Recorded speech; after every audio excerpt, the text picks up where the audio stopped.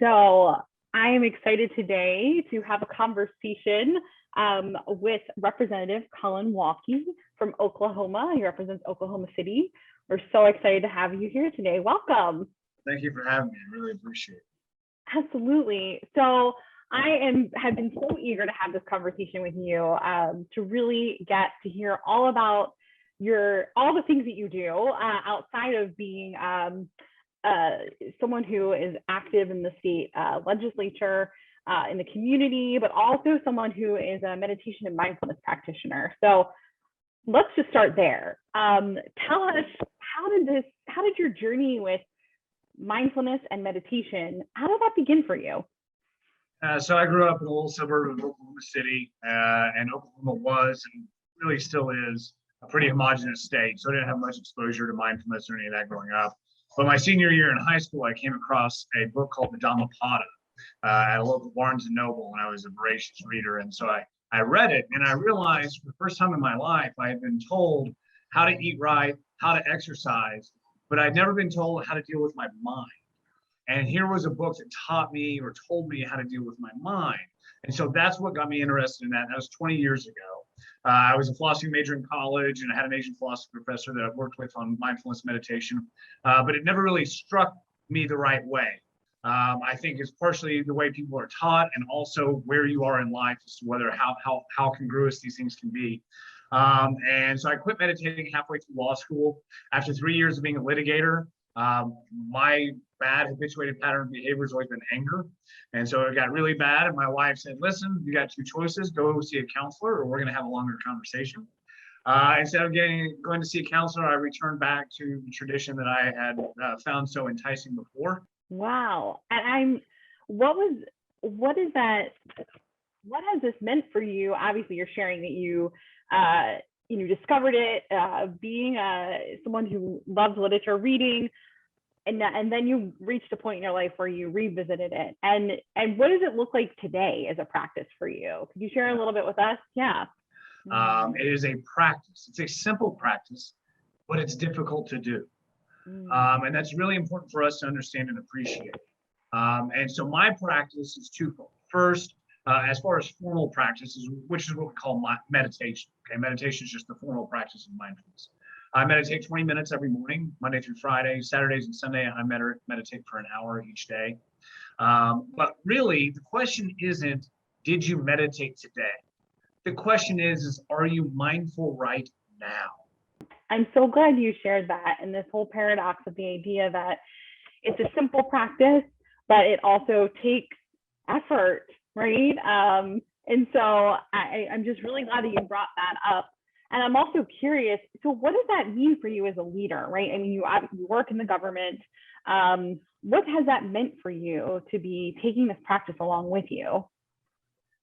Two things. The first thing that it meant was being honest with myself.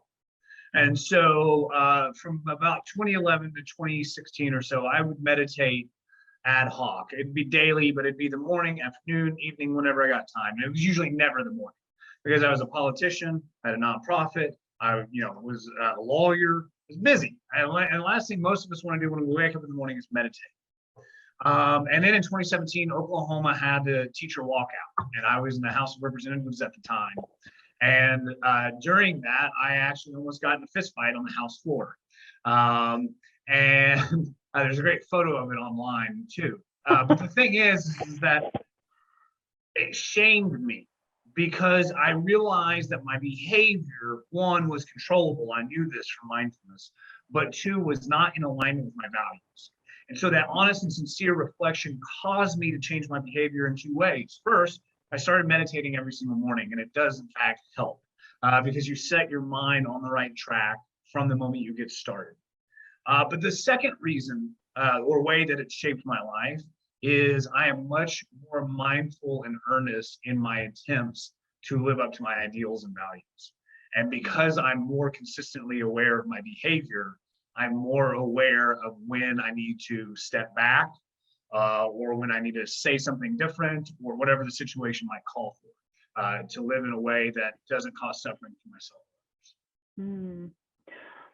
And I wonder if you allow me to ask you a follow-up, because I think that your experience of frustration, anger, whatever emotions were tied to that moment, in the legislature, dealing with a challenging situation, that's normal course in this line of work, right? You're working with community, we're working with others.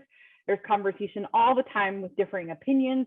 So what from that moment could you share with other leaders who might be identifying with, yes, it's really difficult right now, civil discourse, being able to really come to the table, have conversation. So many times, I'm sure others feel that similar way. What would you share with others who are curious about this approach and also very familiar with that very difficult having to show up and having to find a way to connect with others? Is it beneficial? And that causes you to have to reflect about what the potential impact of what you're about to say or do will be. And then 3, is it the right time? Because we all know we've said the right things, just not at the right time. And what this really calls us to do is put out the effort to be mindful, to be better listeners, to play gracefully with our ideas, even our own, not just our opponents.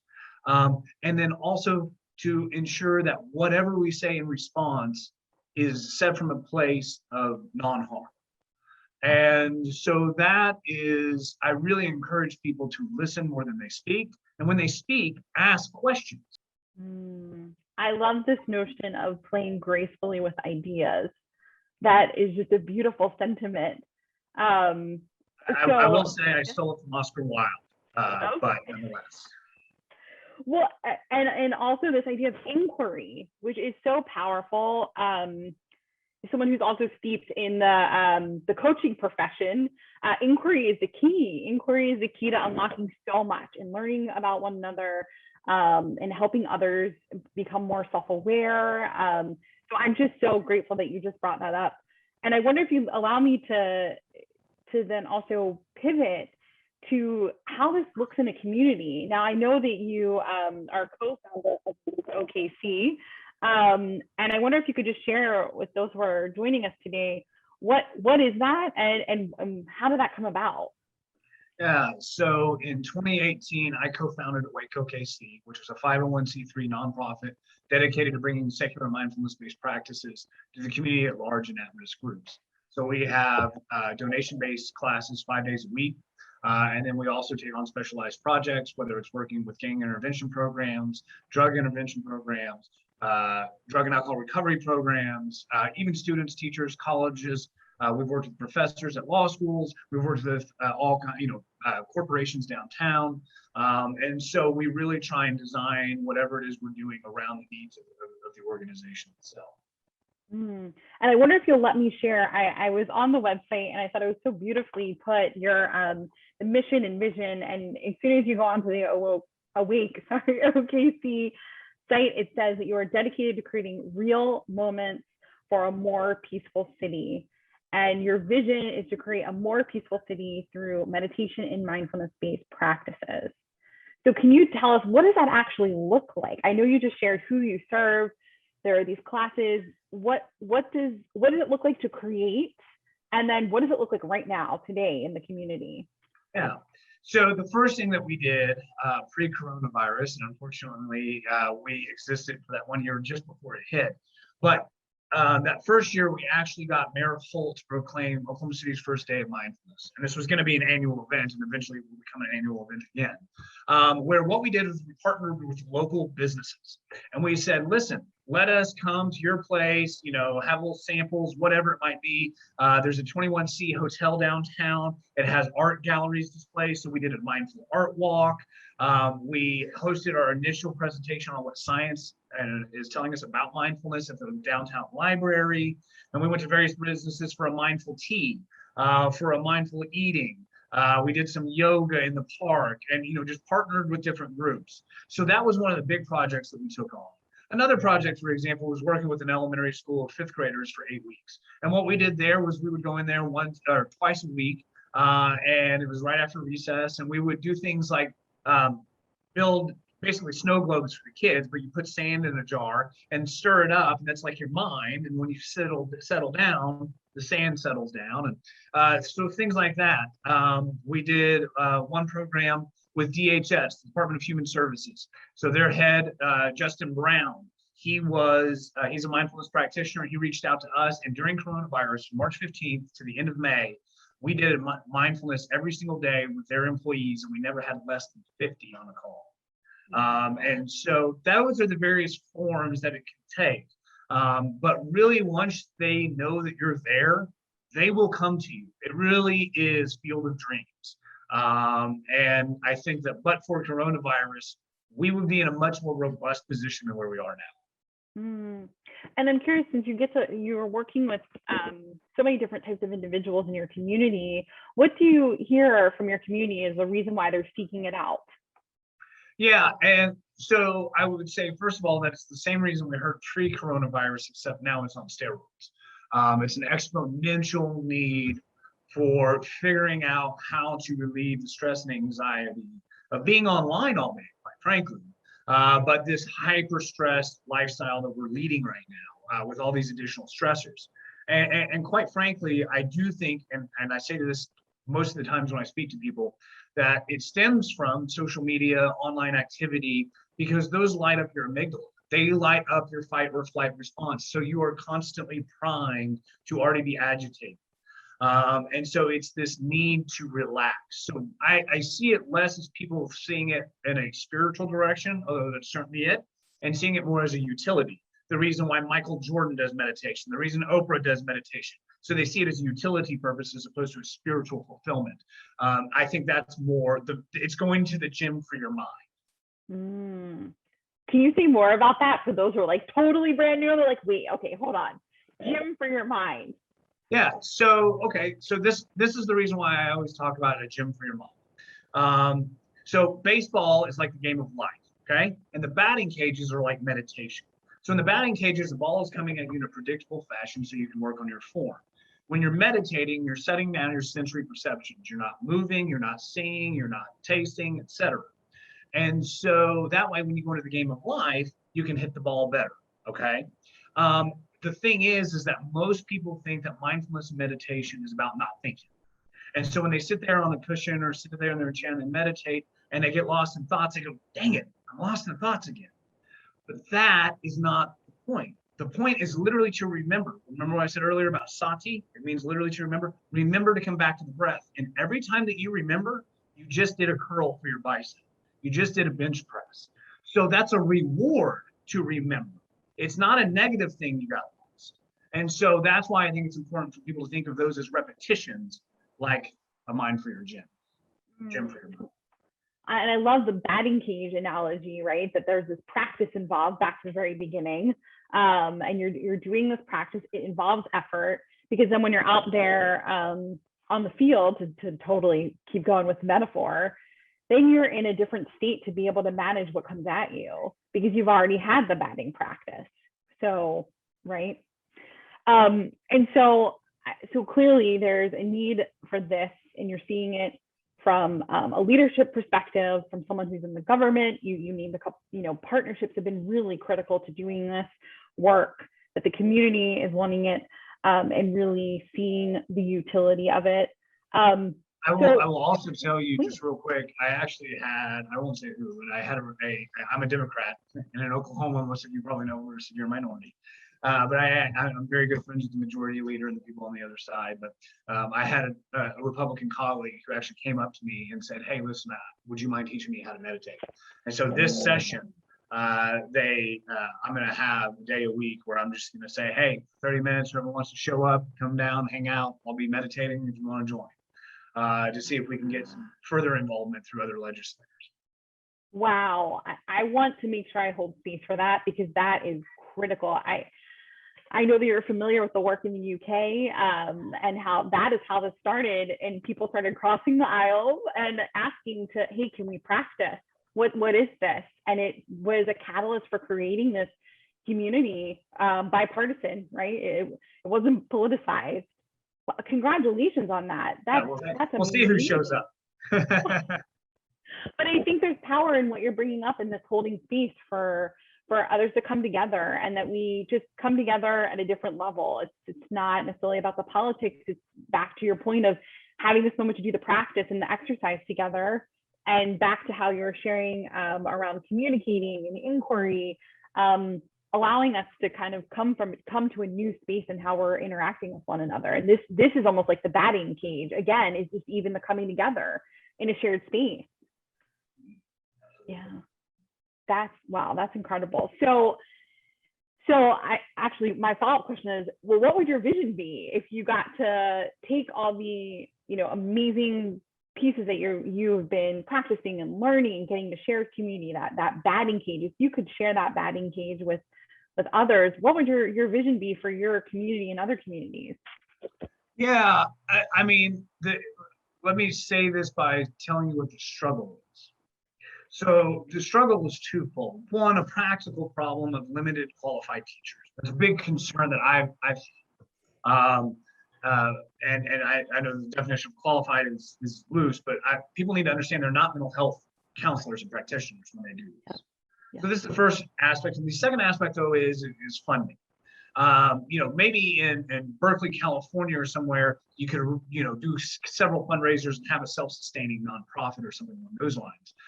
In Oklahoma, it's simply not possible. And not only that, but most grants are programmatic, not operational, right? So there's a gap there that's problematic. And the reason why I say that is because there ought not to be any reason why you couldn't have one of these in every capital across the country, a base center that works with the mental health groups, that works with police officers, that works with firefighters, and can have staff trained up to do it.